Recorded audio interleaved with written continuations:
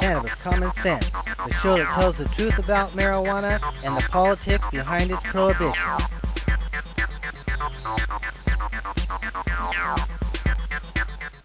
Welcome to another exciting edition of Cannabis Common Sense. We have a great show for you tonight. Dr. William Courtney of the American Academy of Cannabinoid Sciences, or Cannabis Sciences.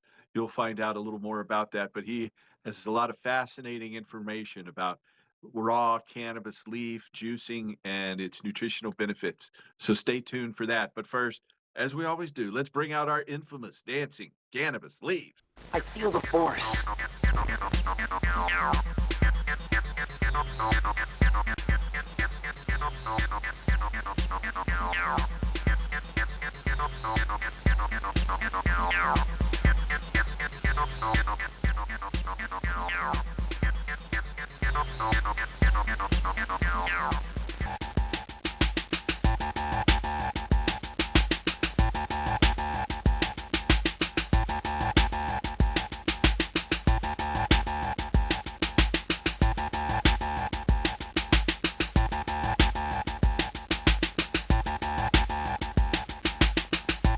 Okay, if you are a loved one, are looking for help finding a doctor who can help you get medical marijuana recommendation or state permit, call us. We have a referral service. You can call us at 503 235 4606. That's 503 235 4606. So without further ado, here is our guest for the week.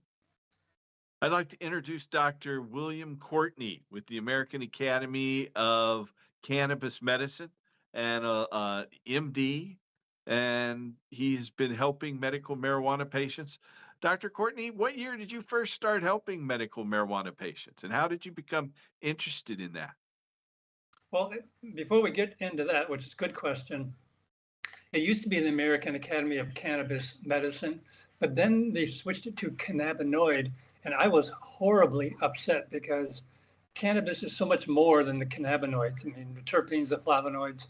And to me, to change the name from cannabis to a scientific sounding term to gain credibility seemed like a Faustian bargain. And I really was quite opposed to going from cannabis to cannabinoid. But, the rest of the folks, wanted that little polish on the name, and so I lost out. I like your point. I would have definitely voted to stay with the name cannabis as well. If I was well, I was very vociferous, nearly to my detriment, but at least they knew that I was very interested in the whole plant, and not just one element.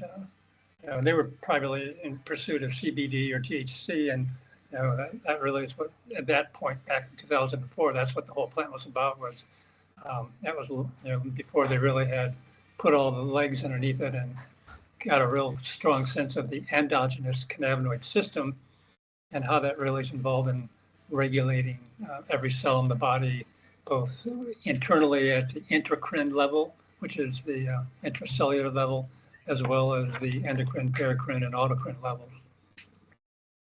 So you started helping patients and became interested in this. When did you first become a cannabis doctor?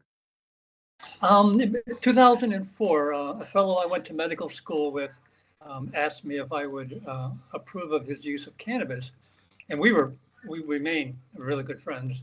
And I was kind of taken back. It's kind of like, I'm fine with recreational, and I've been doing that since I was a young child, and so I don't have problems with that. But with all the medicines in the pharmaceutical industry, how could this plant, really be providing? If you want an anti-inflammatory, if you want an anti-proliferative, whatever you want, that we could get you a pharmaceutical that would be 10 times, 100 times more potent. So I was quite reluctant, but he was equally interested in getting me to write his approval. So because of that, I started looking into it, and probably my first patient was a woman who was using dried cannabis leaf to treat her migraines. And she had tried all the anti-migraine medicines without long-term or sustained or ideal effect. And when she started, she'd take the leaves, she'd dry them, she'd grind them up into a powder, pack them into a capsule, and then would be taking this dried leaf. And, so that's where I entered. It was whole, decarboxylized, so it wasn't decarboxylated. Just dried. Yeah, it wasn't decarboxylated. It was they just ground up the leaf, dried them, turned them into a powder, and so it was. And so I started there as well. I started doing.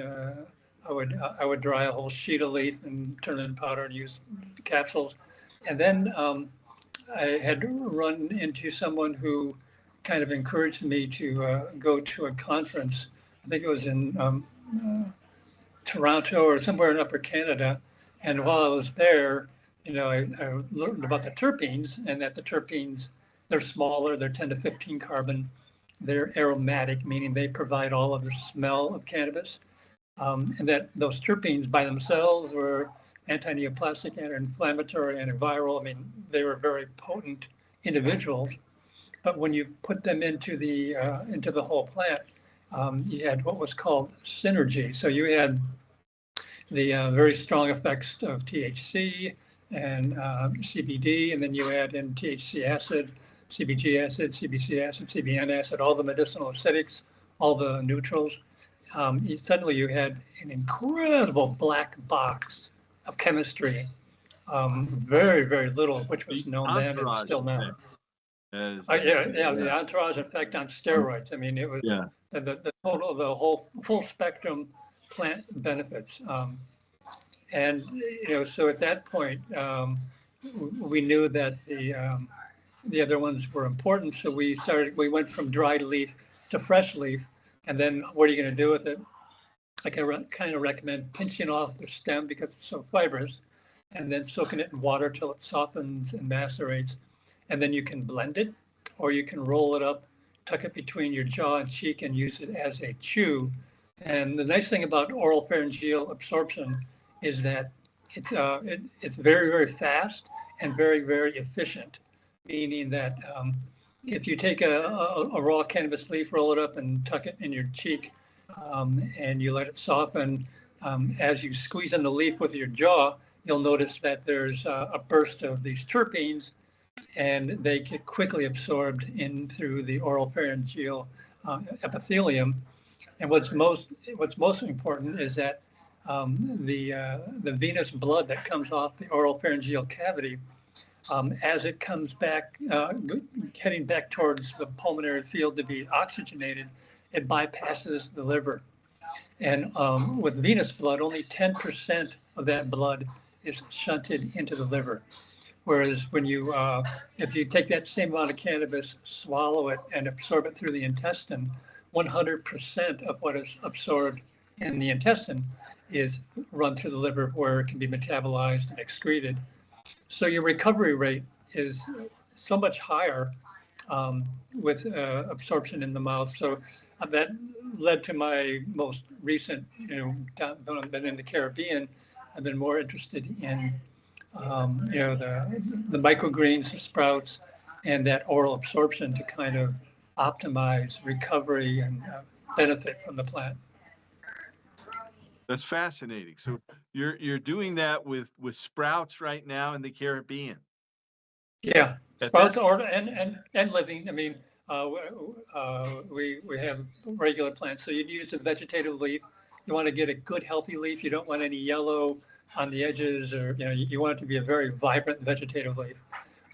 That produces quite a bit more fiber than the microgreens and sprouts. So with those, you definitely want to go through that process of maceration. And you can. One of my favorite ways is to blend it with a banana, which covers the texture and flavor, produces an absolutely delicious shake. But then you're going through a GI absorption. But if you have enough of it that you can go that route, it's a good way to go, because it's so incredibly delicious that you'll just drink it all day long. I mean, and there's no psychoactivity, so you can drink it all day long. But it's kind of critical a lot of the new blenders, like the very powerful, the Blendtex and the Vitamix, those blenders are made to cook soups in They're them. too hot. Whoa. And the last thing you want to do is take like 15 joints worth of cannabis and heat it up and then drink a glass full of it. You know, it'd be Yeah. like Could be eating 10 or carboxylate. 15 brownies. Yeah. And so Psychoactive. if you, whoa, and a lot psychoactive. I mean, if you feel that carafe and it's warm, start out with just a teaspoon and take just a little sip, give it 20 minutes and titrate up as to what is a comfortable and pleasant and useful dose. Uh-huh. So but let's go back to the beginning again, just because we have an hour. And so, when you first started helping those couple of patients, how did you become more involved with cannabis medicine? What drew you in? Well, first, before that, tell us about your background. Were you a GP, a general practitioner? Or? A general practitioner, but I'd always been, I mean, I'd studied nutrition before I went to medical school.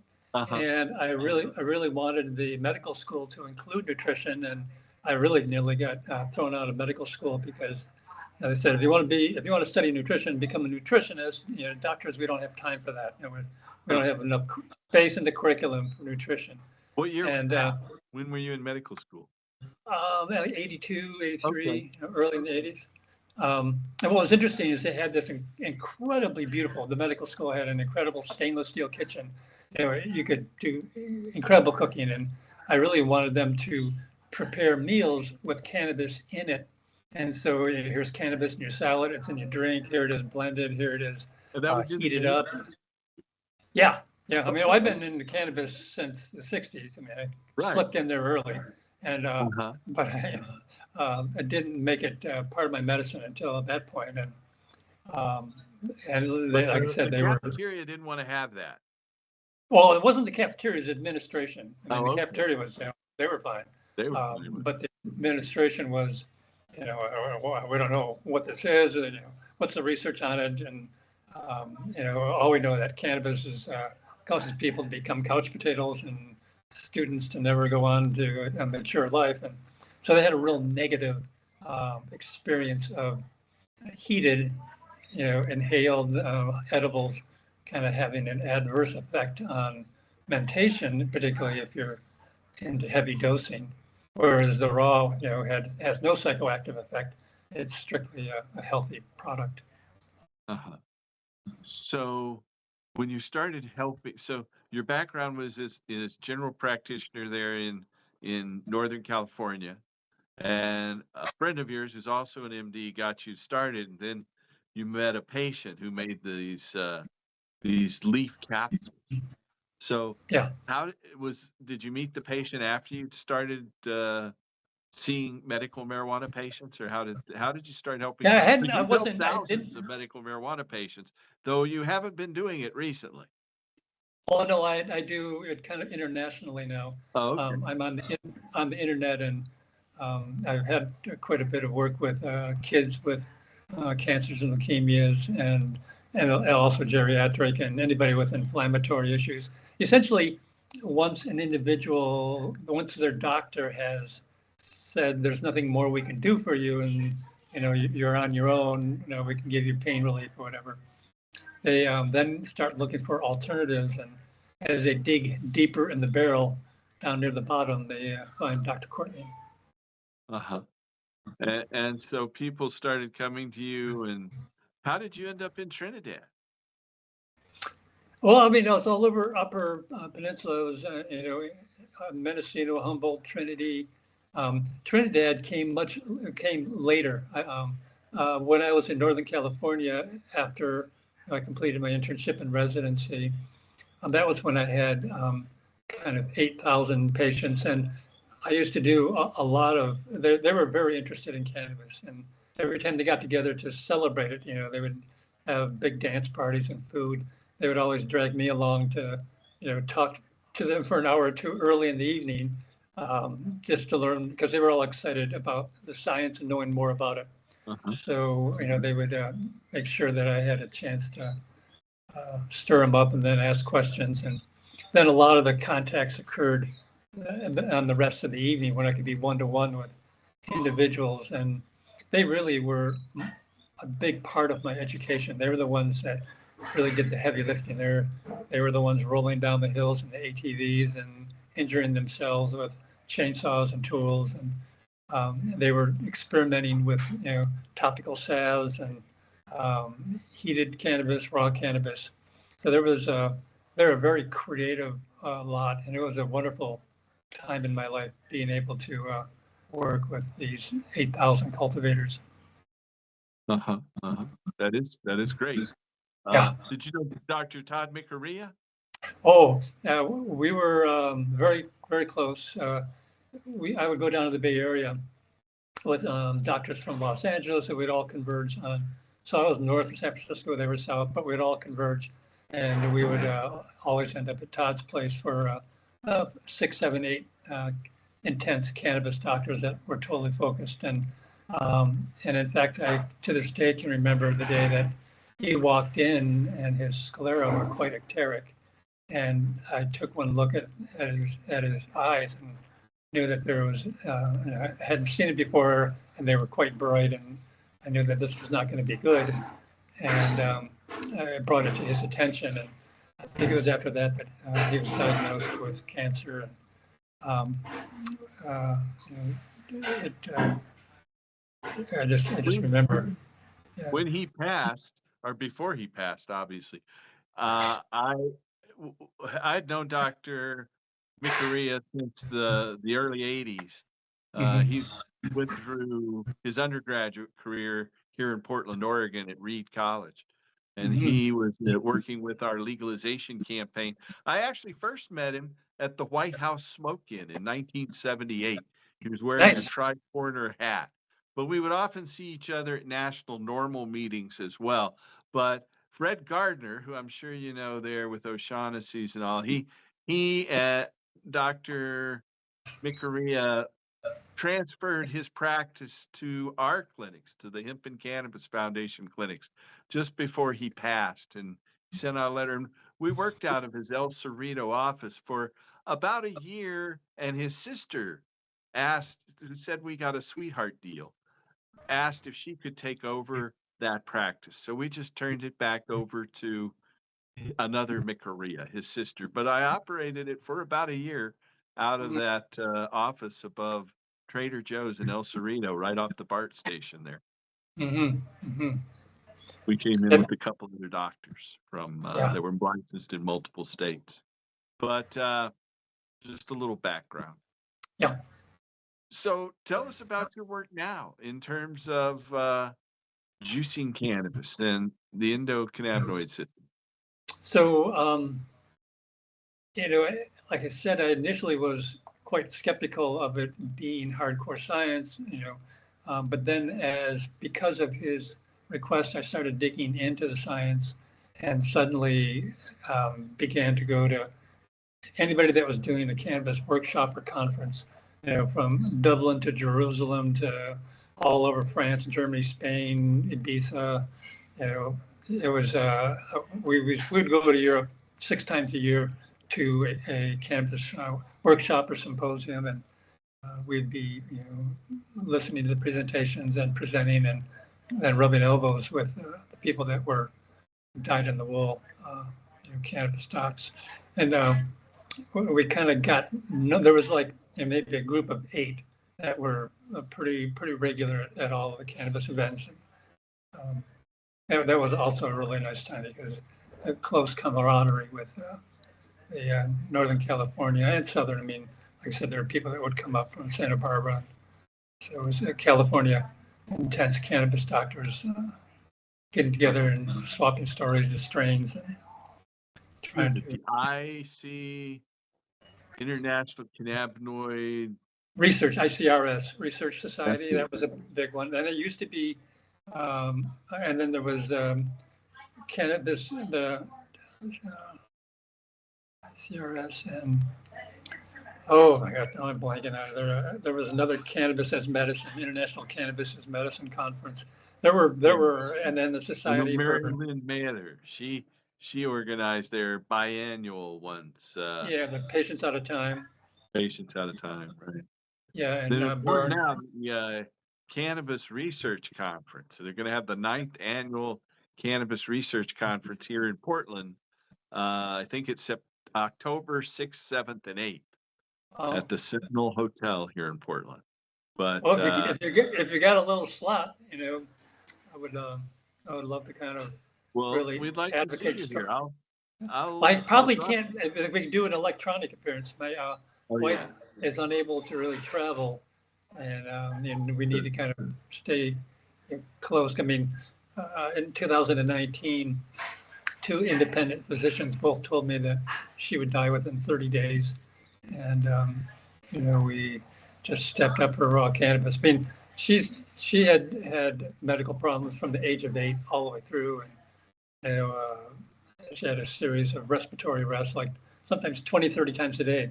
She would just wow. stop breathing, and you'd have to hyperextend. You'd have to lift the tongue up off the lip. So all of our daughters, at that point, they were quite young. They were quite capable of resuscitating their mother when she had stopped breathing. That's And right. yeah, yeah. And that was when Especially for a little kid.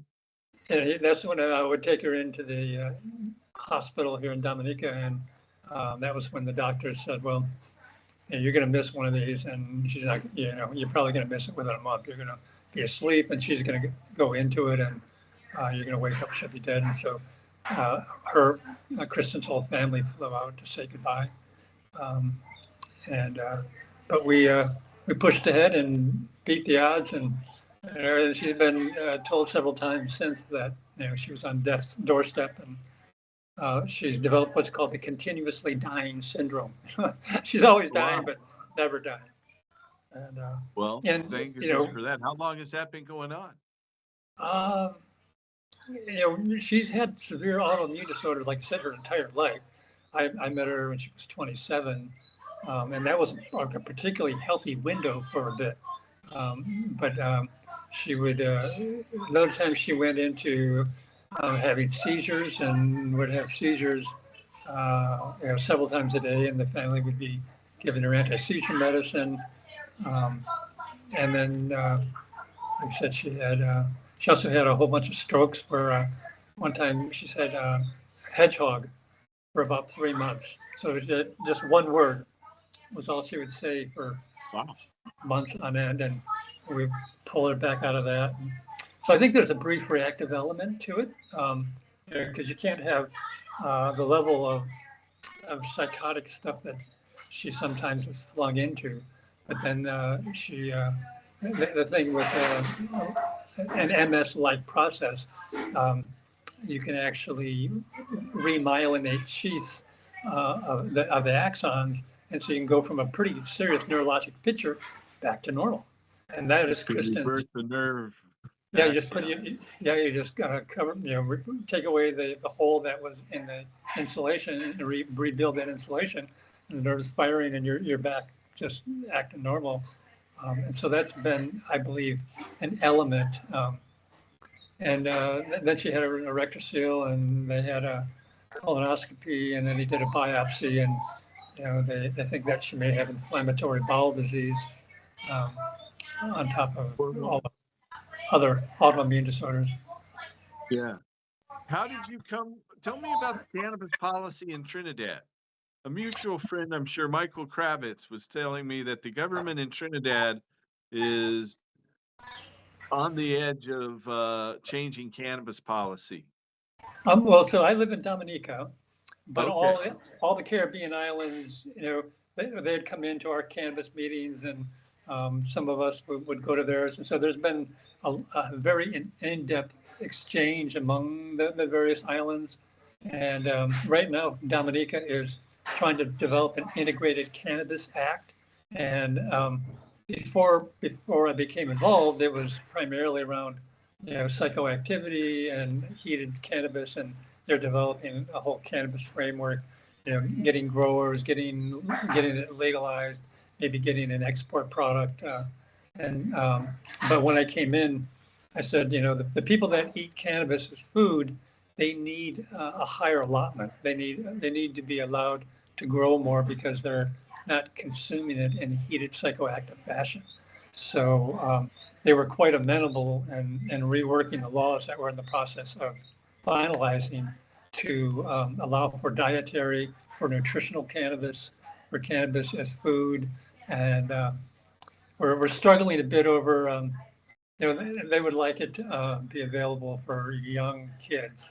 And the fetus is the first one to the table. I mean, they're the ones that most need the non-psychoactive benefits of this living plant. I mean, if the mother's eating spinach and romaine salad and kale, and cannabis is just another leafy green that is just incredibly potent. And then if there's enough left over, then young kids get it, and then older kids, and then adults. And if there's any left over at the very end, then us geriatric Rex can indulge in a bit. But it's so important that you really want to make sure that those that are growing up can integrate it into their growth span. So I can hear your kids there in the background. Oh my gosh, and I can like, kids. That's okay. I like kids.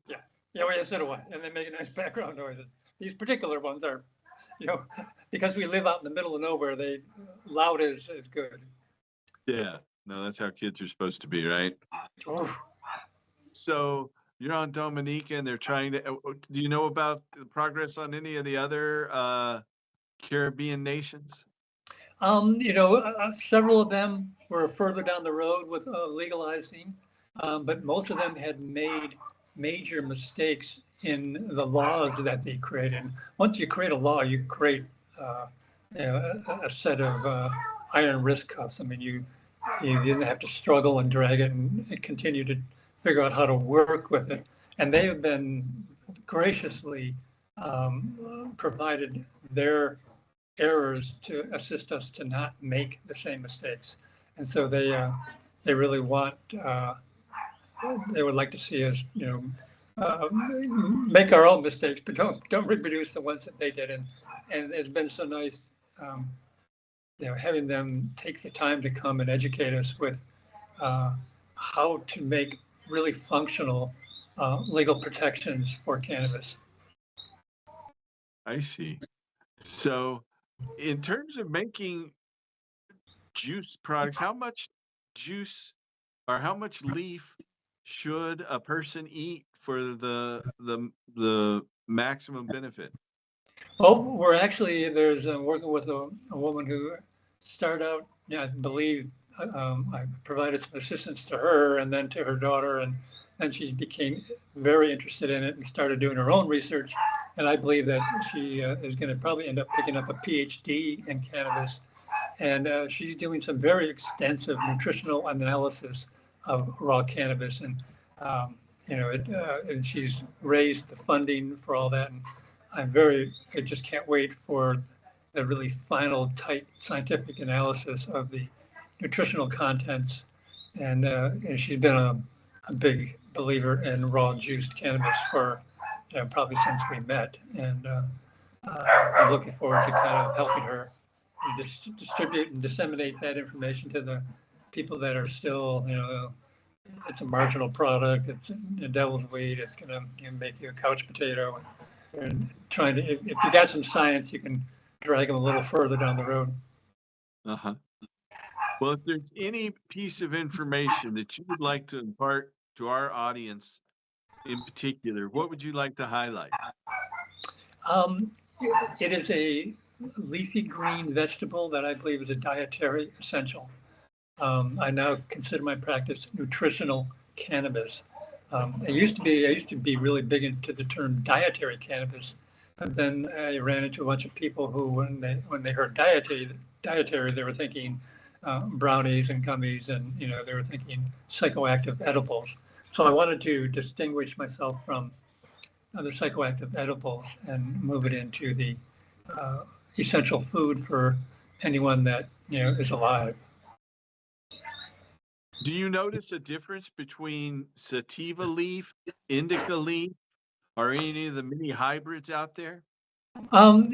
Classically, sativa is a little more physiologically accelerating, so it and its various hybrids are going to be a little more uplifting, probably something that you'd want to do early in the day, and they can be of assist with your daily activities. Whereas indica can be a little more sedating and help winding down at the end of the day and getting yourself, kind of ready for sleep. And then, my current fascination is the activity of muscle rebuilding.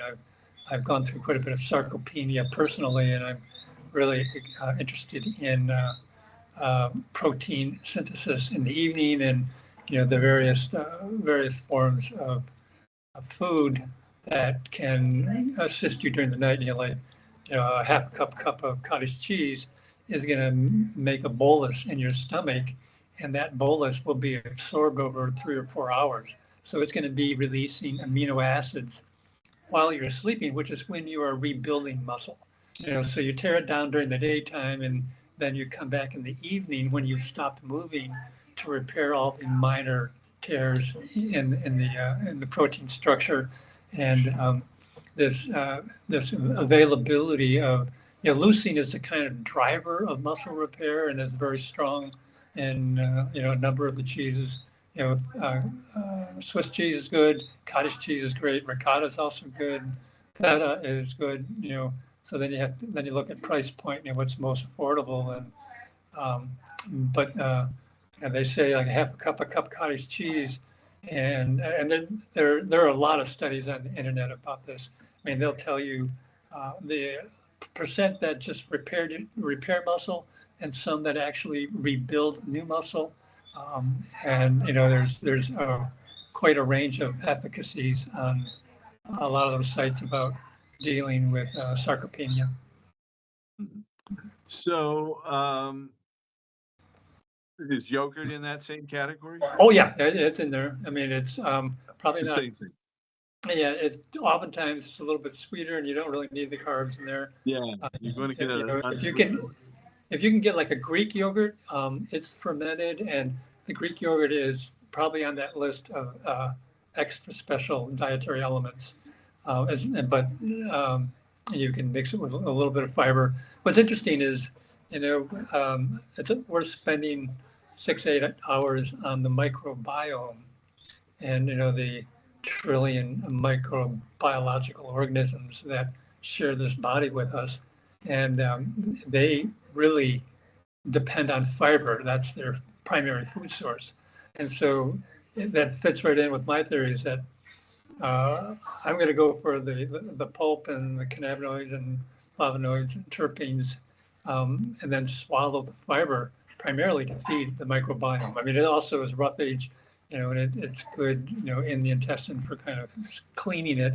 But the microbiome going to love that fiber. And when you have a healthy microbiome, you're going to have a lot better absorption of minerals and vitamins, and you're going to have some of those that are actually synthesized by the microbiome, and other ones that the microbiome helps to cross the membrane and get into the venous blood, and therefore into the body. So nurturing your microbiome is a small passion of mine. That's good. That's good. So I noticed you mentioned the difference in cannabis and sativa. It seemed to also match the psychoactive cannabinoid profile. Sativas kind of wake you up and get you going, where indicas are more for the end of the day. You're sleepy, or maybe that's everything these days. Of course, is um, a hybrid, something in between. It's hard to find the pure sativas, but you do see the sativas with the ultra thin leaves and the Yeah, yeah, indicas with the ultra fat leaves.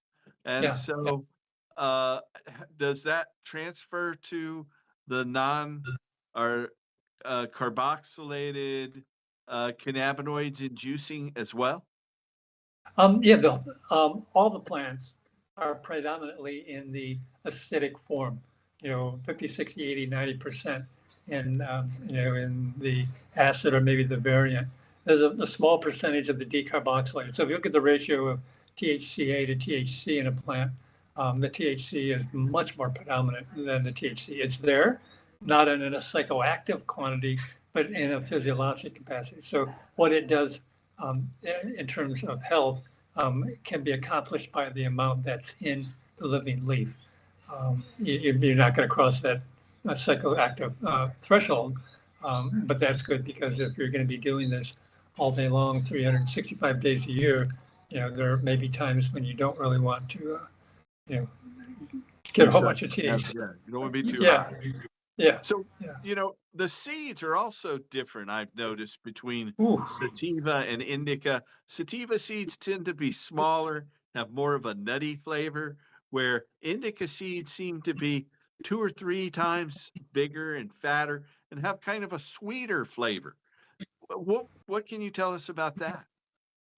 I don't, I know that they're quite distinct, both in the amount of edison that they have and the various globular proteins that are unique to the plant, but they have a lot of other proteins and Well, the what's EFAs are they got all kinds of essential fatty acids as well as Yeah. phytocannabinoids and omega-3s and omega-6s. It's a real panoply of nutritional benefits. And I tend to think that it's put together in a fairly ideal package, meaning until we came along and started doing our hybridization, it was if you maybe go back to the ruderalis days where it was kind of more wild type, it didn't have 31% THC in it, it had 2 or 3%. And when you have 2 or 3% THC, then you can have 2 or 3% of CBD, CBDA variants, you can have a much more diverse distributed profile if you don't have a single predominant cannabinoid based on years of aggressive hybridization, if not more aggressive mutation. genetic GMO activities. And so, I think in the raw form, it just is going to be bringing incredible range of nutrients. Where they continue to find, the phospholipid cannabinoids, I think it was 2019 or something. So they continue to find molecules that they sometimes will synthesize in the lab, and then they think it's, and someone reports it in the plant, and everybody thinks, well, you contaminated the plant with material from the lab, but then they go, oh no, it's actually there, it's in a small amount, and I'm fine with. That just may be the right amount. I don't think the plant needs a lot of adjustment. I don't think we're yet in a position to say, okay, we need to jack up this cannabinoid because it's the really important one, and the plant somehow has it, at only 7%, and we want to get it up to 30%. So, most of our interventions are not really based on nutritional benefit, and they're generally based on can we sneak a product around the end run and sell it in all the grocery stores and gas stations, and then have people convert it on their own later. So let me ask you, if someone wanted to reach out to you and contact you, what's the best way to do that? What if you wanted our audience members to have a way to reach out to you? Well, I'm old-fashioned enough that I love email, and ask Dr. Bill, askdrbill@gmail.com. I'm on that many times a day, and I respond to all of that. My much younger wife is dragging me into social media and Messenger, and an old doc that I work with is big into Signal, and so I'm trying to, trying to. There's so many different channels of communication. It's like with you, I'm going, now where were we talking? It was Facebook Messenger. It wasn't WhatsApp or something else. Excuse me. Yeah. It's a time to communicate. Ask What's that? Dr. Bill. Ask Dr. Bill at Gmail is the best way. Yeah, and then if you go to YouTube and you put in Dr. William Courtney, there's a channel there that has, I think 20 or 30 videos if it's still up. Yeah, it's still up. Yeah, so YouTube has a bunch. And if you just go to Google and you put in Dr. William Courtney and add cannabis, because there's a number of aliases out there. But when you put in cannabis, there'll be more videos than you want to waste time on. Yeah, I feel sorry for the other Paul Stanfords out there because they find me all the time, and there's hundreds of them apparently. Yeah. But anyway, how we're all linked together through this internet.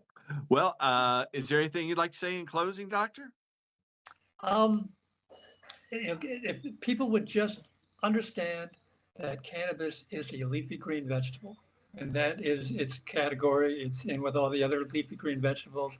It just happens to be a spectacular superfood.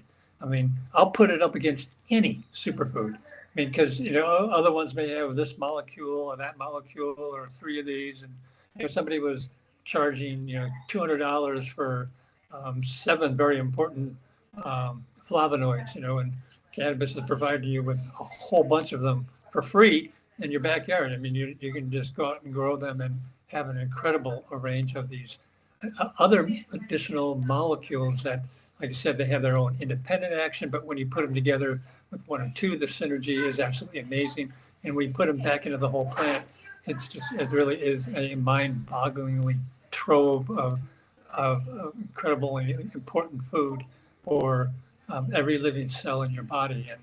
And the idea of the chew, I think, is something that I'm trying to look up some details on cows, and I heard that they them now. I mean, and then you just tuck it in there and just squeeze it. When it stops being, when the flavor's gone, you can just go ahead and swallow the fiber, feed your microbiome, and put another leaf in there. My cat does that. I think you were looking at that video. I have a cat that likes to. Yeah, it's chewing on it. Oh, yeah.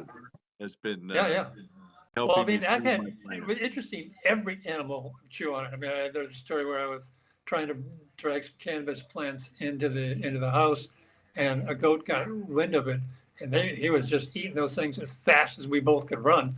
And I'm trying to outrun him, but he was just, man, don't be taking my dinner away. That's my dinner you're stealing. And so yeah, the animals, they'll guide us. I give speeches myself in a number of different venues, and the topic is that we've co-evolved with cannabis for 25,000 years, and it's changed us, and we've changed cannabis. You just look at the wolf, how profoundly we've changed the wolf, canine lupus into canine lupus familiaris to house pets. You got Chihuahuas, you got Great Danes, and everything in between. Now, that's only in about 10,000 years. We've been growing cannabis for twice that long, at least. And so if you go back to the 28 million years, they're actually when it first appeared on the steppes, of China or wherever, and then kind of rapidly spread. The plant, has been, when a plant is that old, it can collaterally evolve with say mammals. So as mammals grow and grow and grow, you develop an endogenous cannabinoid system that produces, molecules that are complemented by the molecules in this plant. So the collateral evolution is a real critical birthright, and has laid a lot of the groundwork for, for the humans before they were, kind of into it other than just as a food. And so, yeah. Another thing that you can tell me if you've heard this before. I think maybe this might be a unique thought, but nice. I noted most of the major farm animals, whether they're cows, dogs, chickens, pigs, goats, they were all first domesticated by civilizations that cultivated cannabis and hemp. And that I think that the animals and horses, they wanted to come live with us because we had the cannabis and they could eat some of it some of the time. And that was something that attracted them to be domesticated. And so That's my theory. It's a lovely spin. I mean, all the elements are there and what I believe, but putting it together in that nice story is, captures the collateral evolution over 28 million years. And they, the plant wasn't just focused on the human, it was focused on mammals. And not only that, but there are endogenous cannabinoid systems in invertebrates, the slugs, the snails.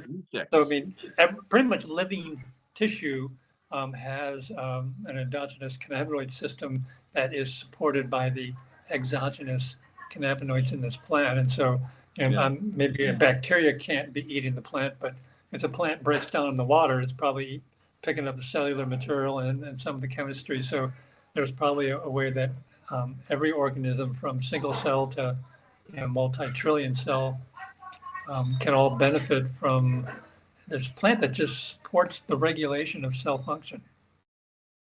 Well, this has been a fascinating conversation, Dr. Courtney. I appreciate you taking the time.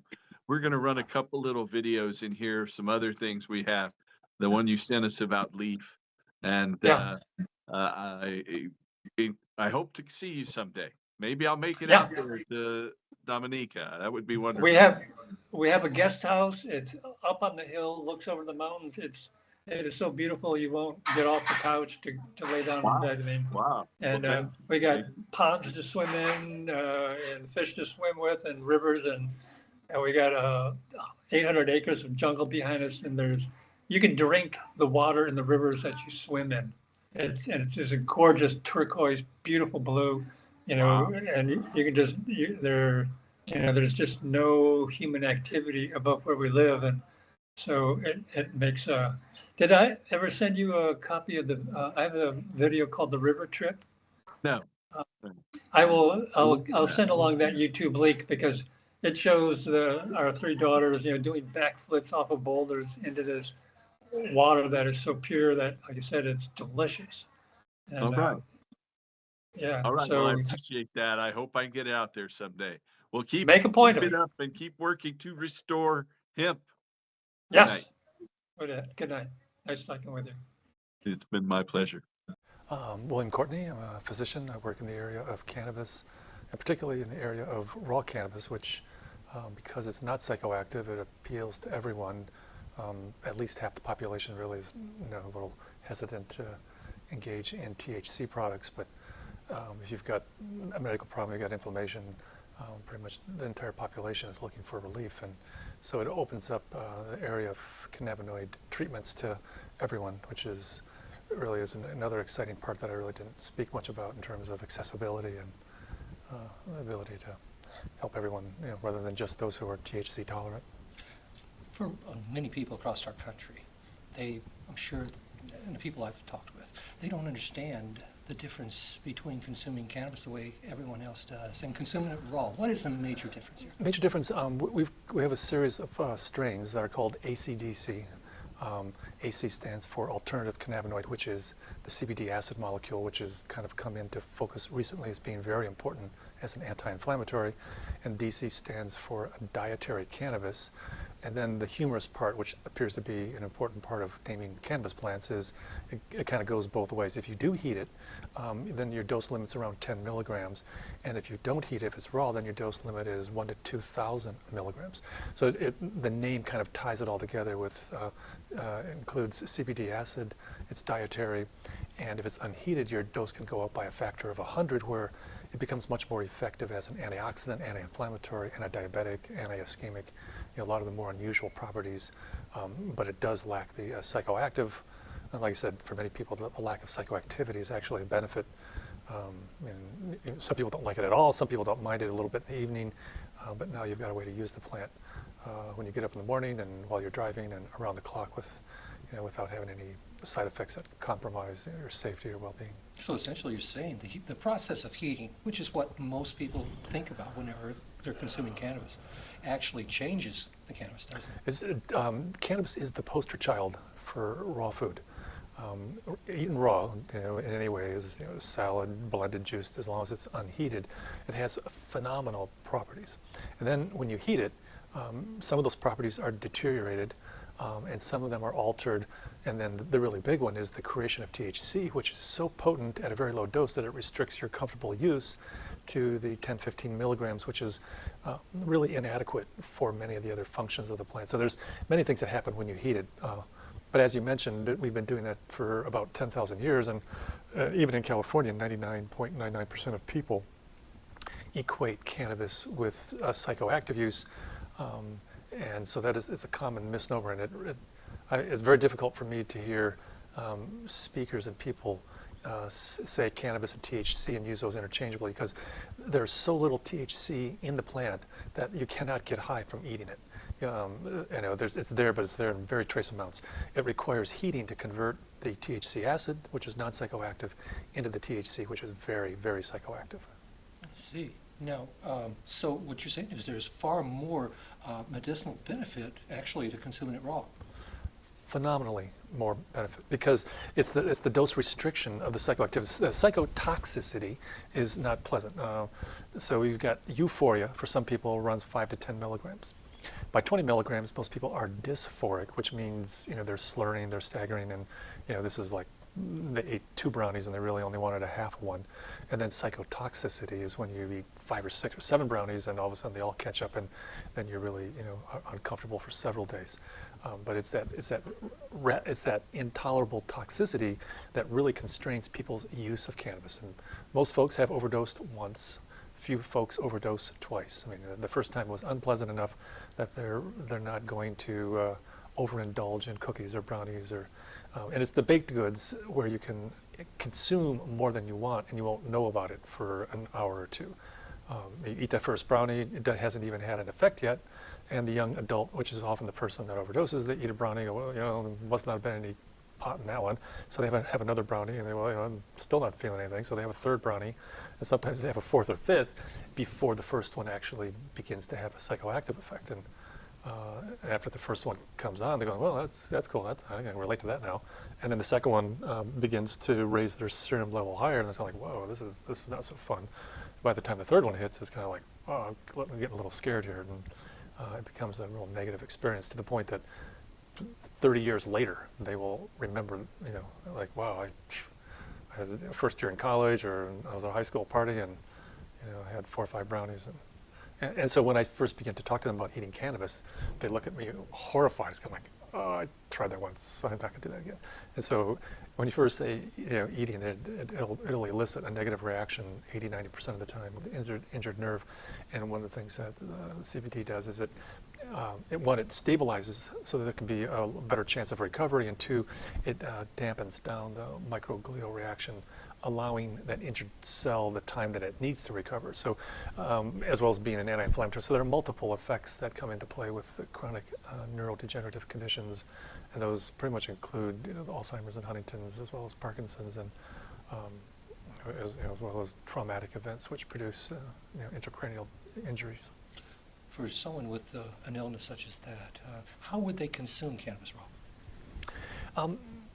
The cannabinoids are fat soluble, so at this point we're trying to encourage people to put the cannabinoids into a drink that has a lot of fat content, something that has like yogurt or ice cream, or has coconut milk or hemp milk.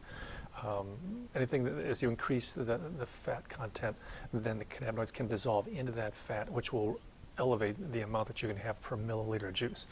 And so that can be helpful. Flavor is just critical. If the flavor is unacceptable, then compliance will never occur. I mean, for one reason or another, the whole trial will fail quickly if flavor is not openly discussed, addressed, and remediated. I mean, you've got to find a way that they feel that's an enjoyable part, because you're asking them to do something kind of all day long, and if it's bitter, acrid, or whatever, it'll, it's like hearing aid. If you stick a hearing aid in and it amplifies loud scrambled noises, you're going to lose a lot of hearing aids. I mean, you're going to lose them every time you turn your head. If a hearing aid amplifies and has benefit, then the person will keep track of it because it is an assistance. I'm sure each patient is different, but what are we talking about as far as dosage? Well, the Food and Drug Administration for the psychosis was about 600 milligrams. The Department of Health and Human Services, in its effective oral human dosage schedule, runs from 1 to 40 with kind of focus on 5 to 20 milligrams per kilogram body weight. And then they summarize that guideline with, and in particular, 20 milligrams. So they're pretty focused on that. That study, I think it was on CBD as an anti-inflammatory, was talking about 25 milligrams per kilogram. So there's a range between the FDA dose, which is probably in the 6 to 7 to lower milligrams per kilogram, through the Department of Health and Human Services that moves it up to a higher dose level, 1,000 milligrams a day to 1,500 milligrams a day in order to attain that 20 milligram per kilogram schedule that they kind of recommend. You find it to be pretty effective as far as helping patients to titrate their current pharmaceutical dosage? You mean other medicines they're taking? I find a phenomenal number of people that are able to slowly wean themselves off of a lot of Western medicine. The one child I was talking about today that had the Dravet had been a very high dose Topamax, and it took them about 4 months because the side effects were pretty serious. But they just kind of kept cutting back, and they now have, after I think it was 4 months, they completely got off a medicine that they'd been on for 4 years. And when they were on that medicine, they were having hundreds of seizures a day. And now that they're off that and using these CBD tinctures, sometimes they're going 2, 3, and 4 days without a seizure. You said CBD tinctures? Yeah, tinctures in this case. I was involved kind of in securing the plant, and a woman was preparing the product. And the tinctures, kids are going to have a harder time with flavor and taste.